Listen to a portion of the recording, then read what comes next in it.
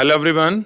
आप सब कैसे हैं? मैं उम्मीद करता हूं कि बहुत अच्छे होंगे और अपनी पढ़ाई को बहुत अच्छे से कर रहे होंगे। मैं Akash Kumar Bhadana ICT virtual classroom में आपका बहुत बहुत स्वागत करता हूं मेरे प्यारे बच्चों। जैसा आपको पता है कि हमारी 12th क्लास है और 12th क्लास में हम लोग देख रहे हैं आपका हिस्ट्री जो है हमारी बच्चों चल रहा है। पहला जो उसका अब आपका लेसन उसको हम लोग आपका देख रहे थे। ईंट मन के पत्थर तथा जो अस्थियां हैं उनके विषय में पढ़ रहे थे। हम हड़प्पा और आपके सिंधु घाटी सभ्यता तथा समकालीन आपके सभ्यताओं के विषय में वहाँ की हम सामाजिक आर्थिक राजनीतिक स्टडी का अध्ययन कर रहे थे। इन सभी चीज़ को हम लोग बहुत अच्छे से आपका देख चुके हैं। अभी हम लोग इस आज आपके चैप्टर को अंतिम करने की आपका कोशिश करेंगे, फिर उसके साथ हम लोग आगे बढ़ जाएंगे।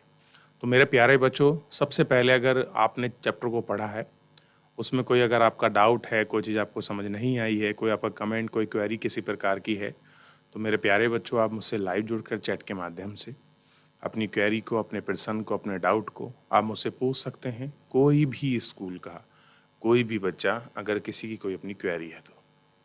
क्लियर है? नहीं तो हम चलते हैं सीधा डिजिटल बोर्ड की तरफ। तो बच्चों, हम सारे चीज़ों को बहुत अच्छे से आपका देख चुके हैं। ईट मन के हस्तियाँ ये जो वगैरह इनको सबको हमने पढ़ लिया एक एक करके। वहाँ इसके अंदर जो भी आपकी चीज़ें थी उनको सभी को हमने गौर करके इसमें आपका देख लिया। बेसिकली जो आज हम इसके अंतर्गत बात करने वाले हैं वो बात करने वाले हैं हम इसके अंतर्गत सबसे बड़ी चीज़ है इसमें आपका होगा प्राचीन सत्ता के विषय में भी हम लोग आपका आज यहाँ से ही प्रारंभ कर लेते हैं। दोबारा कोई इशू नहीं है, काफ़ी चीज़ों को इसमें हम पहले पढ़ चुके हैं, लेकिन यहाँ से ही हम लोग अपने लेक्चर को आपका द्वारा प्रारंभ करते हैं और एक एक करके देखते हैं। हड़प्पाई समाज में जटिल फैसले लेने और उन्हें क्रियान्वित करने के संकेत मिलते हैं। उदाहरण के लिए हड़प्पाई महापुरा वस्तुओं में असाधारण एकरूपता को ही ले लें, जैसा कि मृतभांड, मोहरों, बाटों, ईंटों से स्पष्टता है। महत्वपूर्ण बातों से यह है कि ईंट जिनका उत्पादन स्पष्ट रूप से किसी एक केंद्र पर नहीं होता है, जम्मू से गुजरात में फैले पूरे समान अनुपात की थी। अब देखिए कहाँ से फैली है। जम्मू के मांडा से लेके और आपके गुजरात तक पूरी ये चीज़ें फैली हुई है। और पाकिस्तान का बलूच जो स्थान है आपका सुत का डोर, वहाँ तक हमको हमारी ये हड़प्पा सभ्यता यानी कह सकते हैं सिंधु घाटी सभ्यता का जो विकास उद्भव क्षेत्र है हमको देखने के लिए मिला है। ठीक है कि अलग अलग कारणों से बस्तियां विशेष स्थान पर आवश्यकता अनुसार स्थापित की गई थी। इसके अतिरिक्त ईंट बनाने, विशाल दीवारों तथा चबूतरों के निर्माण के लिए श्रम संगठित किया जाता था। कि देखिए अगर कोई बड़ी दीवार बनानी है, कोई चबूतरा बनाना है, इसी तरह की अगर कोई चीज़ें हैं, इन सभी को हम लोग आपका एक एक करके आपका संगठित जो चीज़ हैं उनको हम लोग करते थे और एक एक को हम लोग गौर करके देखते थे और इन्हीं पर हम लोग सभी को आपका बात भी करते थे। क्लियर है? ये आपको ध्यान आना चाहिए। क्लियर है? तो हमने इन सारी चीज़ों को बहुत अच्छे से गौर करके देखा और गौर करके देखने के बाद जो भी चीज़ें थी हमें महत्वपूर्ण लगी, हमने उन सब को अच्छे से आपका देख लिया। क्लियर है? चलिए, तो इन सब विषय पर जो है आपको विशेष कर कर आपको बात करना है। तो यहाँ तक हम पढ़े। अब देखिए प्रसाद प्रसाद और शासक, इनके विषय में हम लोग पढ़ते हैं। ठीक है,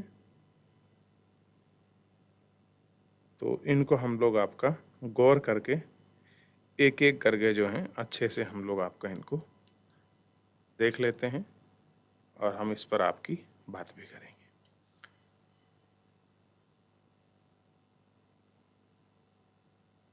देखिए, सत्ता के केंद्र अथवा सत्ताधारी लोग, सत्ता के केंद्र अथवा सत्ताधारी लोग के विषय में पुरातात्विक वितरण हमें कोई त्वरित उत्तर नहीं देते।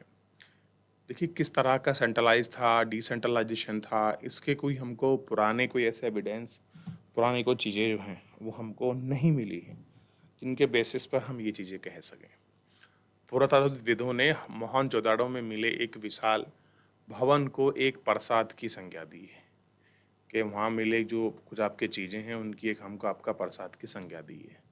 इसमें समृद्ध कोई भव्य वस्तु नहीं मिली है और हमको कह रहे हैं कोई वहाँ से ऐसी भव्य वस्तु जो है हमको नहीं मिली। एक पत्थर की मूर्ति को पुरोहित राजा की संज्ञा दी गई है। कह रहे एक पत्थर की मूर्ति मिली है, उसको पुरोहित राजा माना, यानी कि वो पुरोहित भी हो सकता है और राजा भी। ठीक, यह नाम आज भी प्रचलित है। ऐसा इसलिए है क्योंकि पुरातत्वविदों में मेसोपोटामिया के इतिहास में तथा वहाँ के जो आपके पुरोहित राजाओं से परिचित थे। यही मान्यता उन्हें साधु क्षेत्रों में भी ढूंढती है। लेकिन जैसा कि हमने देखा है, हड़प्पा सभ्यता के अनुष्ठानिक प्रथाएं अभी भी ठीक उस प्रकार से नहीं समझी जा सकती और ना ही यह जानने के साथ उपलब्ध है कि क्या जो लोग हमें इस अनुष्ठानों का निष्पादन करने तथा उनके पास राजनीतिक सत्ता हासिल होती है, क्या होती है ये राजनीतिक जो सत्ता है वो हासिल होती है।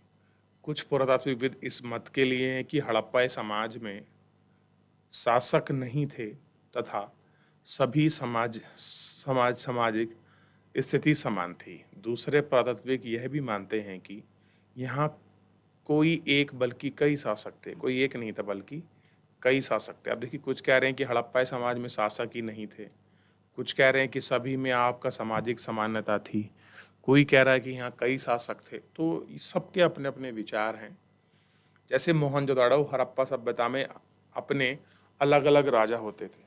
जैसे कह रहे हैं कि मोहनजोदाड़ो है और बहुत सारी चीज़ें हैं जहाँ जिनमें क्या होते थे, अपने अपने क्या होते थे, आपके जो राजा हैं वो आपका होते थे।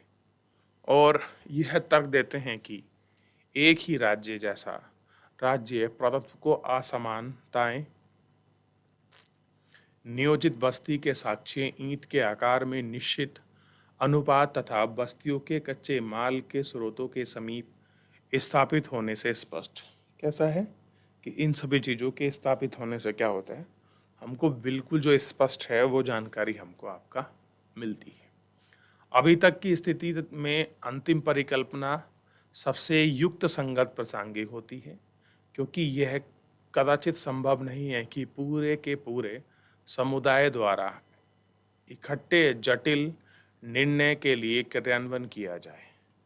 ऐसे कुछ चीज़ें नहीं जो पूरा इकट्ठा है उसके लिए कोई आपका जटिल पाप का क्रियान्वयन किया जाए। सभ्यता का अंत ऐसे साक्ष्य मिले हैं जिनके अनुसार लगभग 1800 ईसा पूर्व में चोलिस्तान जैसे, अब बात कर रहे हैं सभ्यता का अंत में, तो कह रहे हैं कुछ यहाँ ऐसे भी जो आपके क्षेत्र हैं जो हमको मिले हैं उनको देखना है कि लगभग 1800 ईसा पूर्व चोलिस्तान जैसे क्षेत्रों में अधिकांश विकसित हड़प्पा स्थानों को त्याग दिया गया है। इसके साथ ही गुजरात, हरियाणा तथा पश्चिम उत्तर प्रदेश की नई बस्तियों में आबादी बढ़ी है। ऐसा लगता है कि हड़प्पाई क्षेत्र में 1900 ईसा पूर्व बाद भी अस्तित्व में रहे। कुछ चुने हुए हड़प्पा स्थलों के भौतिक सांस्कृतिक में बदलाव आया, जैसा सभ्यता की विशिष्ट पुरा वस्तुओं, बाट, मोहरों, विशिष्ट मानकों का समाप्त हो जाना। लेकिन लंबी दूरी का व्यापार तथा शिल्प विशेषज्ञता भी समाप्त हो गई। सामान्यतः थोड़ी वस्तुओं के निर्णय के लिए थोड़ा ही माल प्रयोग में लाया जाता था। कह रहे कि जो आपका व्यापार होता था, ये सब चीज़ें थी, ये किसी किसी न किसी तरह से एक विशेष थी, और जिन चीज़ों पर कर रहे थे वो धीरे धीरे जो उनकी विशेषज्ञता, जो आपकी यूनिकनेस थी, वो समाप्त हो रही थी। क्यों? क्योंकि थोड़ी वस्तुओं के निर्माण के लिए थोड़े माल का प्रयोग किया जाता था। आवास निर्माण की तकनीकी का ह्रास हुआ कि जिस प्रकार के मकान बनाने की उनके पास टेक्नोलॉजी थी, उसका भी ह्रास, मतलब उसमें गिरावट आई। बड़ी आसार सार्वजनिक संरचनाओं का निर्माण अब बंद हो गया। कुल मिलाकर पूरा वस्तुएं तथा बस्ती इन सांस्कृतिक में एक ग्रामीण जीवन शैली की ओर संकेत करती हैं। कैसी करती हैं? जीवन शैली की ओर संकेत करती हैं। इन संस्कृति को उत्तर हड़प्पा तथा अनुभूति संस्कृति कहा जाता है। ये परिवर्तन कैसे हुए, इस विषय में कई संज्ञा दी गई है। इसमें जलवायु परिवर्तन, वनों की कटाई, अत्यधिक बाढ़, नदियों का सूख जाना, मार्ग बदलना, भूमि का अत्यधिक उपयोग सीमित है। इनमें कुछ कारण बस्तियों के संदर्भ में तो सही होते हैं, परंतु सभ्यता का पतन पूरी व्याख्या नहीं करती। क्या नहीं करती? ये जो पूरी व्याख्या है वो आपका नहीं करती। ऐसा लगता है कि एक सरल एकीकरण के तत्व संभवतः हड़प्पाई राज्यों में अंत था। मोहरे, लिपि, विशिष्ट मानकों तथा मृत भांडों के लोप, मानकीकृत बाट प्रणाली के स्थान पर स्थानीय बाटों का प्रयोग, शहरों के पतन, परित्याग जैसे परिवर्तन में इस तर्क को बल मिलता है। उपमहाद्वीप को एक तरह से पूरी तरह से अलग क्षेत्र में शहरों के विकास के लिए सतत साबित में अधिक समय प्रतीक्षा करनी पड़ती है। कैसी करनी पड़ती है? इन चीज़ों में आपको अधिक जो है आपकी प्रतीक्षा करनी पड़ती है। ये आपको ध्यान रखना है। तो जितना भी स्थिति है वो आप देख चुके हैं आर्कियोलॉजिकल डिपार्टमेंट के आधार पर थोड़ा सा। और अब बात करें हड़प्पा सभ्यता की खोज, कि हड़प्पा सभ्यता की खोज के विषय में थोड़ा देखें। तो हमने अभी तक हड़प्पा सभ्यता के विभिन्न पहलुओं को विश्लेषण करके संदर्भ किया है, कि जितने भी उसके पहलू हैं उनको सबको देख लिया है और इस आधार पर हम लोगों ने आपका संदर्भित किया है। हमने इस आधार पर उनको देखा है कि किस तरह की क्या चीज़ें हैं।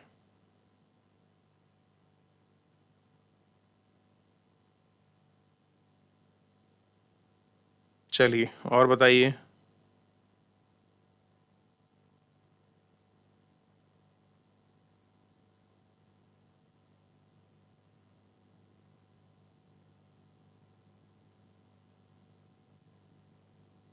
देखा इतना आपने?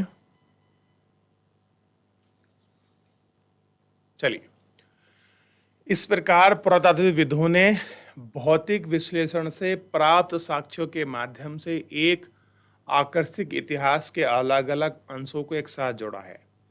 कह रहे हैं कि जो हमारे पुरातात्विक विद हैं उन्होंने भौतिक अवशेष यानी कि जो भी हमको एविडेंस मिले हैं, चाहे उनके उपयोग की गई वस्तुएं हैं, उनके स्थान, मिट्टी के बर्तन, कुछ भी उनके के एक आकर्षक इतिहास में अलग अंशों को जोड़ा है। लेकिन एक और कहानी भी है और किसी प्रकार पुरातात्विक सभ्यताओं की खोज की है। और बात किसकी है? जो पुरातात्विक की सभ्यताओं की खोज है उसी की है। जब हड़प्पा सभ्यता के शहर नष्ट हो गए तो धीरे धीरे उनके विषय में सब कुछ भूल गया।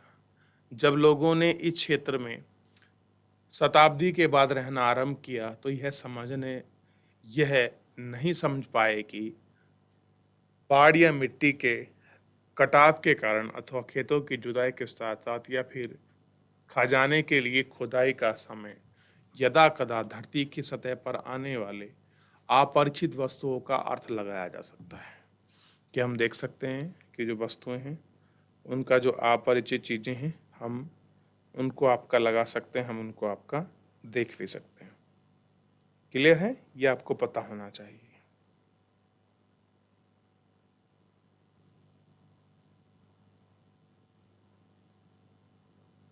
चले,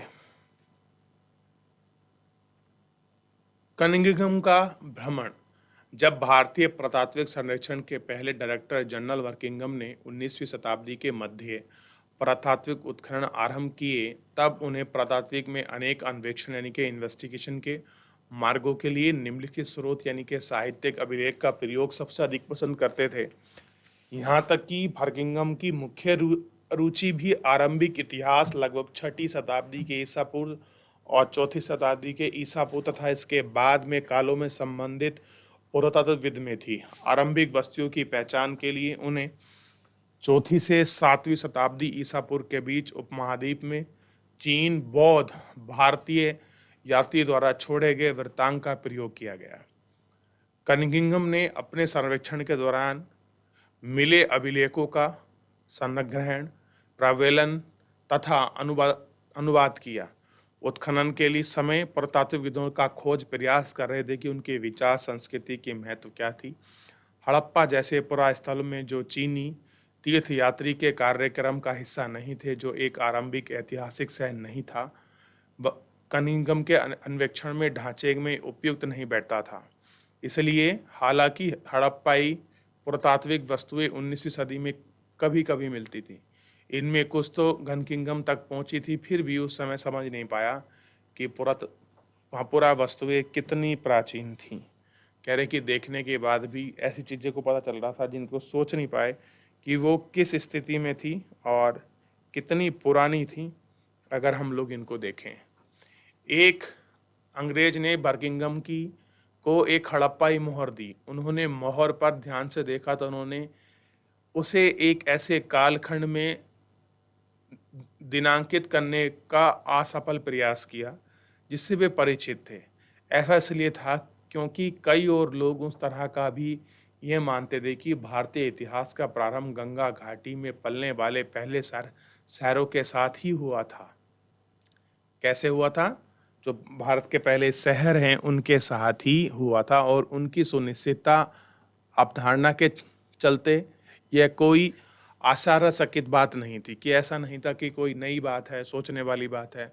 मानते हैं बहुत सारे लोग इस विषय को कि जो भारत में संस्कृति पली है वो कहीं ना कहीं गंगा घाटी के बीच पली है। वह हड़प्पा के महत्व को समझने में चूक गए थे और कह रही ऐसी चूक उनसे कहाँ हो गई? ये चूक हो गई आपका जो है हड़प्पा के सभ्यता के जो महत्व है उसको आपका समझने में ये थोड़ा सा इन्होंने चूक कर दी थी। एक कालांतर में 19वीं शताब्दी के आरंभिक दशक में दयाराम सैनी जैसे पुरातात्विकविदों ने हड़प्पा में मोहरे खोज निकाली जो निश्चित रूप से ही आरंभिक ऐतिहासिक स्तर से कहीं अधिक प्राचीन स्तरों से संबंध थी। अब इनके महत्व को समझने जाने लगा है। एक अन्य पुरातात्विकविद राखल दास बनर्जी ने हड़प्पा में मिली मोहरों के समान मोहरे मोहनजोदड़ो से खोज निकाली, जिससे अनुमान लगाया जा सकता था कि दोनों पुरास्थल एक ही पुरातात्विक संस्कृति के भाग थे। इनमें खोजे गए आधार पर 1924 में भारतीय पुरातात्विक सर्वेक्षण के डायरेक्टर जनरल मार्शल ने पूरे विश्व के समक्ष सिंधु घाटी सभ्यता की एक नई जो आपकी सभ्यता है उसकी खोज करी। जैसा कि NS. Rao the story of the Indian archaeology में लिखते हैं कि मार्शल ने भारत में को पाए जाना था उसने 3000 वर्ष पीछे छोड़ा। ऐसा इसलिए है क्योंकि मेसोपोटामिया के पुरातात्विक स्थलों के उत्खनन से हड़प्पा स्थलों की मिली मोहरें जब तक पहचानी नहीं जा सकी थी। ठीक है, कैसे थी वो पहचानी नहीं जा सकी थी। इस प्रकार विश्व को न केवल एक नई सभ्यता की जानकारी मिली पर यहाँ की मेसोपोटामिया के समकालीन थी सभ्यता भी मिली। और क्या थी यहाँ? मेसोपोटामिया के आपका समकालीन हमको जो सभ्यता है वो आपका देखने के लिए हमको मिल गई थी। एक व्यापक परिवर्तन का काल भी था। कहते हैं कि जॉन मार्शल का कार्यकाल वास्तव में भारतीय पुरातत्व में एक व्यापक परिवर्तन का काल था।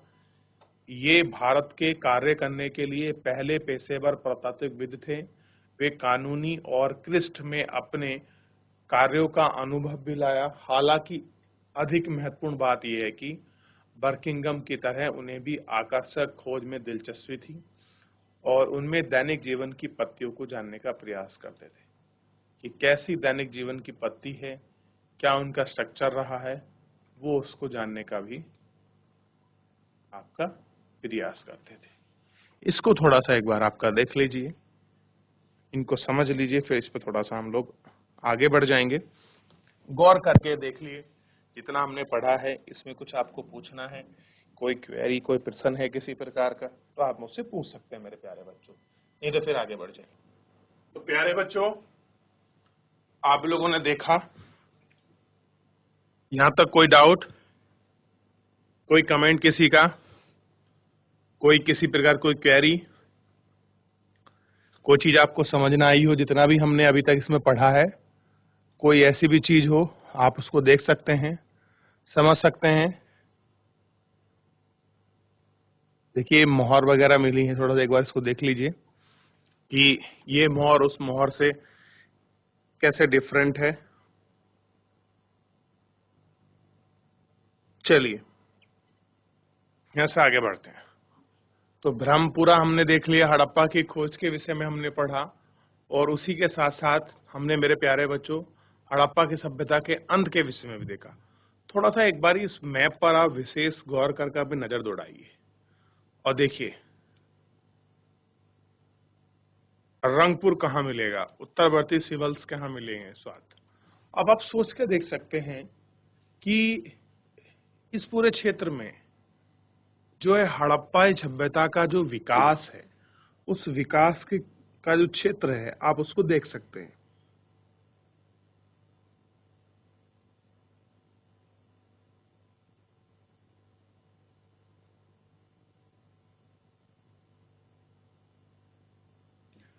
आ रही बात समझ?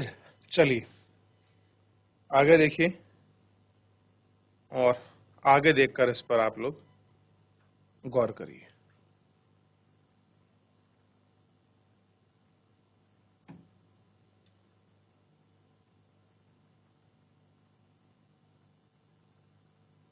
चलिए थोड़ा सा यहां से पढ़ते हैं।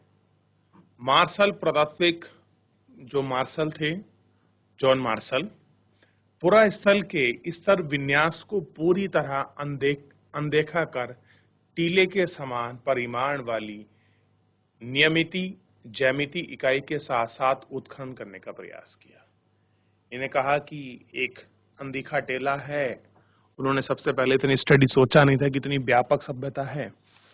इसका अर्थ यह हुआ कि अलग अलग स्तरों से संबंध होने में एक इकाई विशेष प्राप्त सभी पुरा वस्तुओं की सामूहिक रूप से वर्गीकृत किया गया था। परिमाण स्वरूप इन खोजों के संदर्भ में विषय के बहुमूल्य जानकारी हमेशा ही लुप्त हो गई और कह रहे कि इनके विषय में जो भी आपका इंपॉर्टेंट हमारे पास एविडेंस थे वो सब लुप्त हो गए।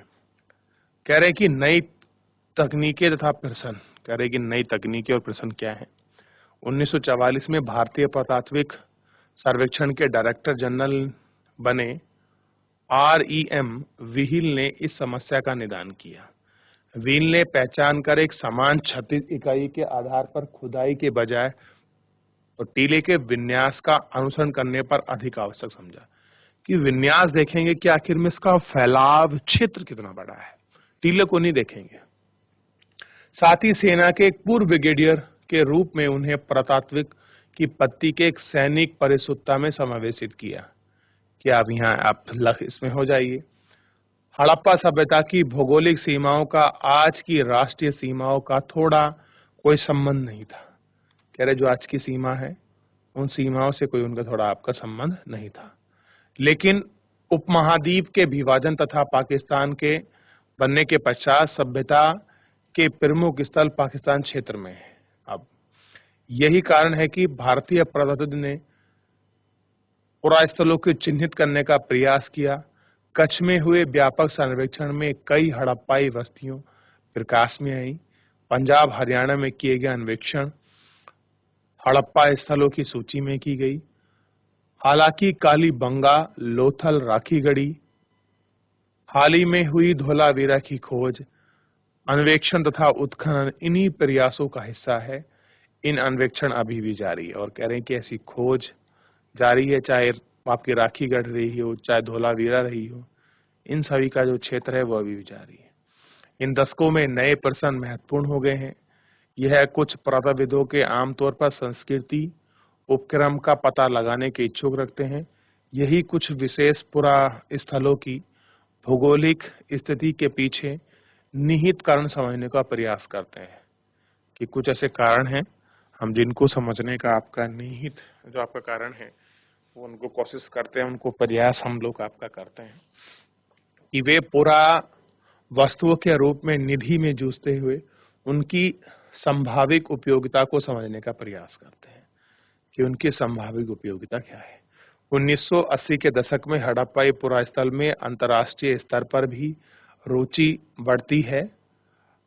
हड़प्पा और मोहनजोदड़ो दोनों स्थानों पर उपमहाद्वीप के साथ विदेशी विशेषज्ञता रूप में कार्य करता है। वे आधुनिक वैज्ञानिक तकनीकों का प्रयोग करते हैं। क्या करते हैं? आधुनिक वैज्ञानिक जो आपकी तकनीक है उसको प्रयोग करते हैं। इसमें मिट्टी, पत्थर तथा धातु की, वनस्पति और जानवरों के अन्वेषण करने की सतह की जो है साक्ष्य हमको मिले हैं और हर टुकड़े का विश्लेषण सम्मिलित है। ये अन्वेषण भविष्य में रोमांचक परिणाम की आशा दिलाते हैं कि आज हम जो ये हमको टुकड़े वहाँ मिले हैं, अगर हम इनके पूरा विवरण रखते हैं तो भविष्य में कुछ ऐसा शायद हमको मिल सकता है जो हमारे इसमें आपका जोड़ने का काम आए और हमको ये पूरी चीजें इसके अंतर्गत हम इनको समाहित करके चिन्हित करके इनको देख लें। चलिए, आपने ना देखा, चलिए अतीत को जोड़कर पूरा करने की समस्या कि कैसे जो पास्ट की चीजें हैं उनको जोड़कर हम लोग आपका पूरा करें, ये हमारे सामने समस्या है। जैसा कि हमने देखा है कि हड़प्पाई लिपि से इससे प्राचीन सभ्यता को जानने में कोई मदद नहीं मिलती, बल्कि ये भौतिक साक्ष्य हैं जो पुरातात्विकविदों में हड़प्पाई जीवन को ठीक प्रकार से पुनर्निर्मित करने में सहायता करते हैं। और वस्तुएं मृत भांड, औजार, आभूषण, घरेलू सामान की हैं। कपड़ा, चमड़ा, लकड़ी तथा सरकंडे जैसे जैविक पदार्थ सामान्य सड़ जाते हैं। विशेष रूप से उष्णकटिबंधीय क्षेत्र में जो वस्तु बच गई हैं वे हैं पत्थर, पकी हुई मिट्टी और धातु। ये चीजें ऐसी हैं जो आपका बच गई हैं उस कटिबंधीय क्षेत्र में, बाकी कुछ वस्तुएं जो हैं उसमें आपका नहीं बचती हैं, ये आपको पता होगा। ठीक, यह भी याद रखना आवश्यक है कि केवल टूटी हुई अथवा अनुपयोग वस्तु ही फेंकी जा सकती है।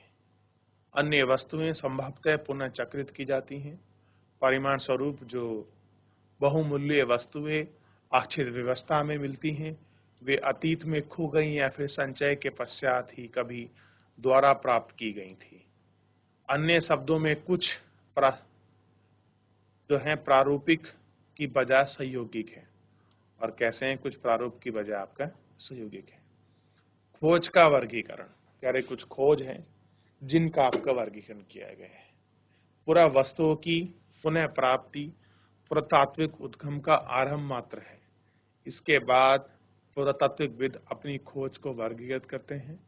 वर्गीकरण का एक सामान्य सिद्धांत प्रयुक्त पत्थर, मिट्टी, धातु, अस्थि, हाथ, दांत आदि का संबंध होता है। दूसरा और अधिक जटिल उनकी उपयोगिता के आधार पर होता है।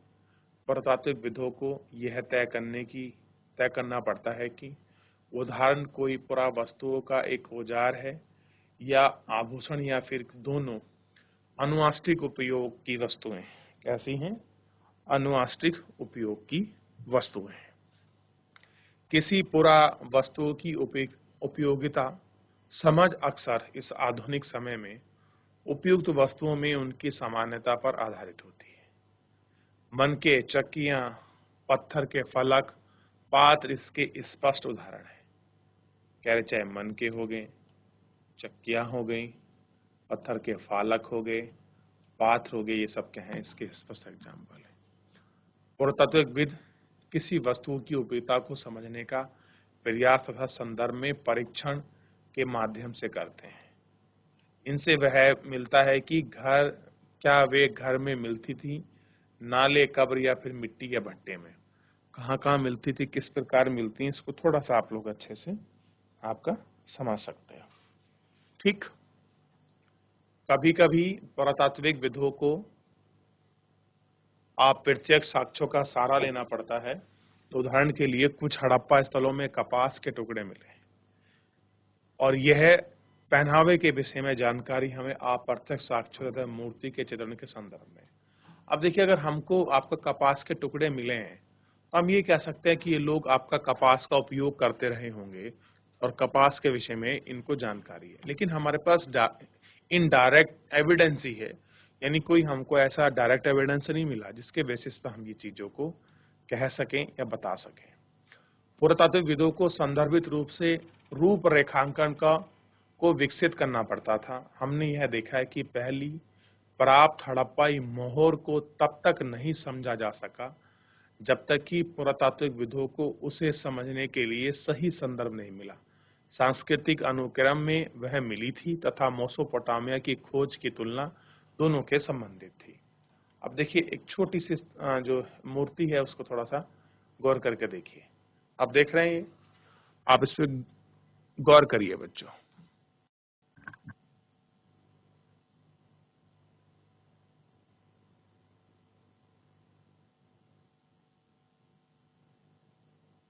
आप इसको गौर करके देखेंगे और आप इसको ध्यान से देखेंगे तो आपको सारी चीजें जो है इसमें इस पर दिखाई देंगी कि मूर्ति की किस प्रकार की एक विशेष बनावट है और पत्थर में किस प्रकार के उसको जो है अलंकरण किया हुआ है। आप इसको समझ सकते हैं।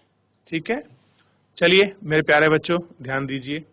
तो आज हमने हड़प्पाई सभ्यता के विषय में जितनी भी स्थिति थी उनको सारी स्थिति को हमने पढ़ा और चैप्टर बस कुछ ही अंतिम बचा है, बाकी शेष हो जाए क्योंकि काफी बड़ा चैप्टर है। पूरी हड़प्पा सभ्यता को अपने अंदर आपका समेटे हुए है और एक दूसरे के साथ आपके तुलनात्मक अध्ययन भी इसके अंतर्गत है।